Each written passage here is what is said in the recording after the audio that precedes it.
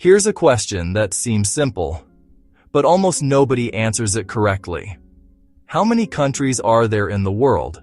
Is it 195, 197, over 200? The answer depends on who you ask and why the world can't agree. Today, we're uncovering the real number of countries on Earth and the surprising political, historical, and global reasons why this question is far more complicated than it seems. Stick around because the final answer might surprise you. Let's start with the most common answer you'll hear. There are 195 countries in the world. Here's how that number breaks down. 193 countries are officially recognized members of the United Nations. 2 additional countries, Vatican City and Palestine, are recognized by many nations but are not full UN members. That gives us 195 total. But that's only the simple answer, because things get complicated fast. The real reason this question is so confusing is because country isn't clearly defined in international law. Some places govern themselves, have their own currency, have borders and flags, have a population, but are not universally recognized. So the real question becomes, what actually qualifies as a country? To understand that, we need to talk about recognition. In the complex world of international politics, the very definition of a country isn't as straightforward as opening an atlas. A nation's legitimacy on the global stage often hinges on a crucial concept: recognition. Simply put, an entity is widely considered a sovereign country if other established countries formally acknowledge it as one. This act of recognition is a powerful diplomatic tool, unlocking the door to international relations, trade agreements, and a seat at the global table. It's the difference between being a defined territory and being a full-fledged member of the international community. But what are the baseline requirements for statehood? The most widely cited framework is the 1933 Montevideo Convention, which lays out 4 core criteria. First, a defined territory. Second, a permanent population. Third, a functioning government. And fourth, the capacity to enter into relations with other states. These seem like simple, factual checkboxes. An entity either has a government or it doesn't. It either controls its territory or it doesn't. But in practice, the final step, recognition, is deeply political, not purely factual. A state can meet all the technical criteria of the Montevideo Convention and still find itself in diplomatic limbo. This is because recognition is a choice made by other countries, a choice often based on alliances, historical disputes, economic interests, and geopolitical strategy, rather than a simple checklist. This creates a fascinating gray area, populated by places that act like countries, look like countries, but aren't universally accepted as such. Let's look at a few examples. Take Taiwan. It has its own democratically elected government, a population of over 23 million people, its own military, its own currency, and it issues its own passports. It clearly checks all the boxes of the Montevideo Convention. Yet, due to immense political and economic pressure from the People's Republic of China, which claims Taiwan as a province, only a handful of nations officially recognize Taiwan as an independent state. Most of the world maintains a strategic ambiguity, engaging with Taiwan economically, but withholding formal diplomatic recognition to avoid conflict with Beijing. Then there's Kosovo, which declared its independence from Serbia in 2008. It has since been recognized by over 100 countries, including the United States and most of the European Union.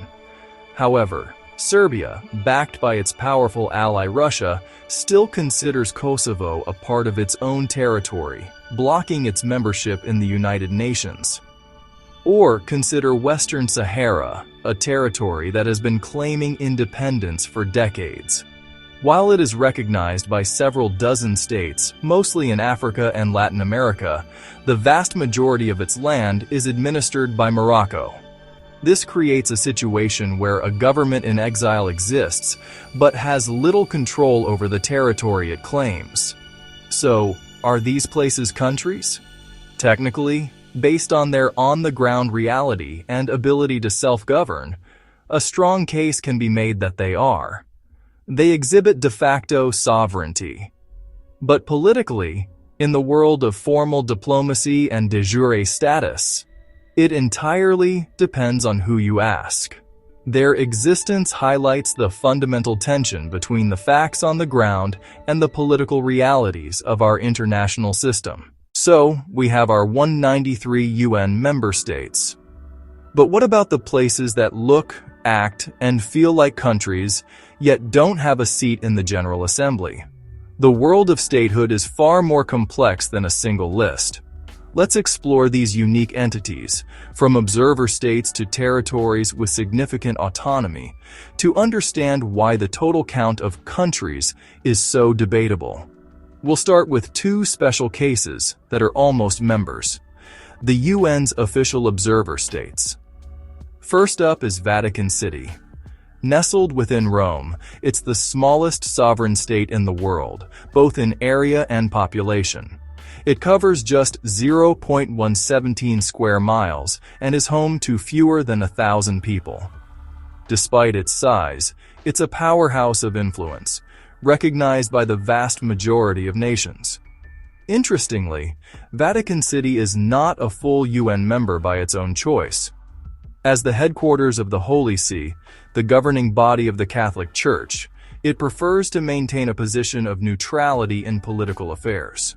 Instead, it holds permanent observer state status, allowing it to participate in debates and humanitarian initiatives without casting votes on political resolutions. The only other non-member observer state is Palestine. Its situation is quite different. Recognized as a state by over 140 countries, Palestine has long sought full UN membership. However, this bid has been a subject of intense geopolitical debate. In 2012, its status was upgraded from an observer entity to a non-member observer state, a significant diplomatic step that grants it the ability to join international bodies like the International Criminal Court. This status gives it a voice on the world stage, even without a vote in the General Assembly. Now let's turn to Taiwan, officially the Republic of China. This is where the definition of a country becomes even more complex. Taiwan operates as a self-governing democracy with its own military, currency, and constitution. It's a major global economy and a leader in the tech industry. In fact, it held China's seat at the UN until 1971. That year, Resolution 2758 recognized the People's Republic of China as the only legitimate representative of China to the United Nations, and Taiwan was expelled. Today, due to immense diplomatic pressure, it is formally recognized by only a dozen or so countries. Yet it maintains robust, unofficial relationships with many of the world's major powers.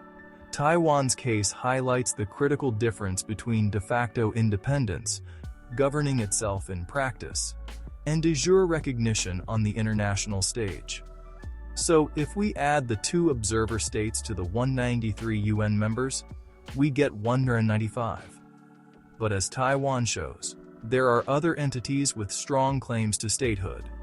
Depending on how you count and what criteria you use, the total number of countries can climb even higher, ranging from 193 to well over 200. Now let's talk about territories that feel like countries, but technically aren't. Examples include Puerto Rico, Greenland, Hong Kong, Macau, Aruba, Bermuda. They have their own cultures, local governments, sometimes their own currencies, but they're still officially controlled by other nations. So if you include territories, disputed states, and partially recognized regions, the number of countries can climb to over 230. So, How many countries are there in the world? Here's the most accurate breakdown.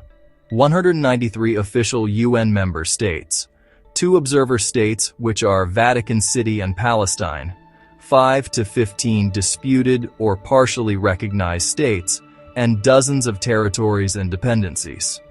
Most accepted answer is 195 countries. Most accurate answer is, it depends on how you define a country. So, after all that, what's the final count? The truth is, the world isn't as neatly divided as the maps in our classrooms made it seem. There isn't one single, universally agreed upon number. The answer truly depends on the criteria you use. If you're asking about United Nations member states, the most widely accepted and straightforward answer is 193. This is the number of sovereign nations with a seat at the table of global diplomacy, from Afghanistan to Zimbabwe. But even the UN acknowledges a slightly larger world. We have the 2 permanent observer states, the Holy See, representing Vatican City, and the State of Palestine.